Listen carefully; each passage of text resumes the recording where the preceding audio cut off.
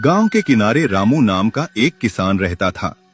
वह मेहनती था, समय पर हल चलाता, बीज बोता और अपने खेत को अपने बच्चे जैसा संभालता था। लेकिन कई हफ्तों से उसकी पकी हुई फसल रात में कोई चुरा ले जाता था। अरे फिर से? कल शाम तक तो ये कतार पूरी भरी हुई थी। इतनी मेहनत करता हूँ, सुबह से शाम तक खेत में लगा रहता हूँ और रात को कोई आकर सब ले जाता है।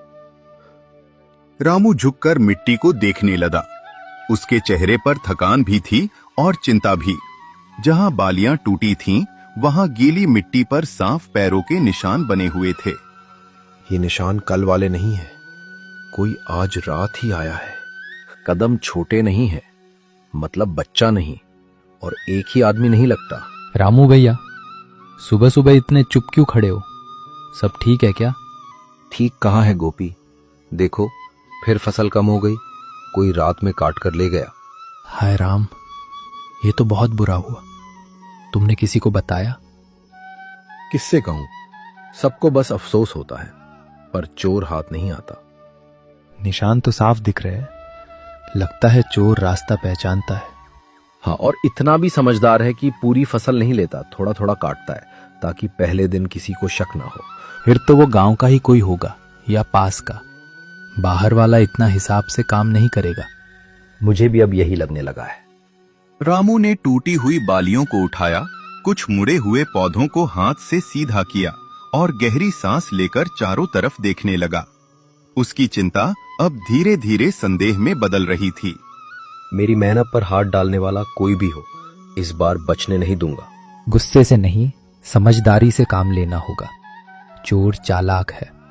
बस यही सोच रहा हूं, इस बार खेत नहीं, चोर को देखना है। रामू ने एक एक टूटा पौधा सीधा किया। वह नुकसान गिन नहीं रहा था, वह चोर की आदत समझने की कोशिश कर रहा था। उसे लग रहा था कि जवाब मिट्टी में ही छिपा है। देखो, ये निशान मेड़ से अंदर आए हैं और वापस उसी तरफ गए हैं।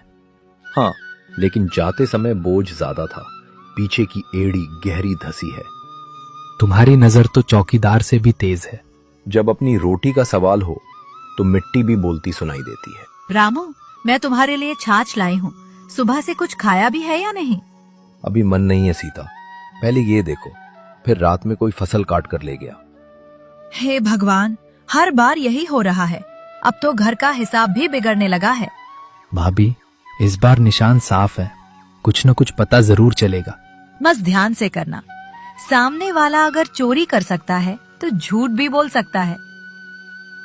सीता ने घड़े से पानी डालकर रामू के हाथ धुलवाए। रामू फिर नीचे बैठा और मिट्टी में उंगली से निशानों की दिशा बनाकर सोचने लगा कि चोर कब आता है, कहां से आता है और कितना समय रुकता है। देखो, यहाँ पौधे ज्यादा टूटे हैं, मतलब चोर जल्दी में था। या फिर उसे डर लगा होगा कि कोई जाग गया है। पिछली रात कुत्ता भी भौंका था, तब मुझे लगा कोई जानवर होगा। नहीं, जानवर ऐसे सीधी कतार में कटाई नहीं करता, ये हाथ का काम है। तो बात साफ है, कोई देख समझ कर आ रहा है। और उसे पता है कि मैं थक कर जल्दी सो जाता हूँ। फिर आज रात तुम अकेले मत रहना। अकेला नहीं रहूंगा, पर शोर भी नहीं करूंगा। पहले उसे भरोसा दिलाना होगा कि रास्ता साफ है। अच्छा, तो तुम्हारे दिमाग में कुछ चल रहा है? अभी बस धागे जुड़ रहे हैं, पूरी गांठ शाम तक बनेगी। दोपहर तक खबर फैल चुकी थी कि रामू के खेत से फिर फसल गई है। गांव में सहानुभूति थी, पर साथ ही धीमी फुसफुसाहट भी। रामू ने तय किया कि वह लोगों की बातें भी ध्यान से सुनेगा। रामू, सुना है फिर नुकसान हुआ? बहुत बुरा हुआ भाई। हाँ, हुआ तो है, पर इस बार चोर कुछ छोड़ गया है। क्या? अपनी चाल मिट्टी में। अरे, निशान देखकर क्या होगा?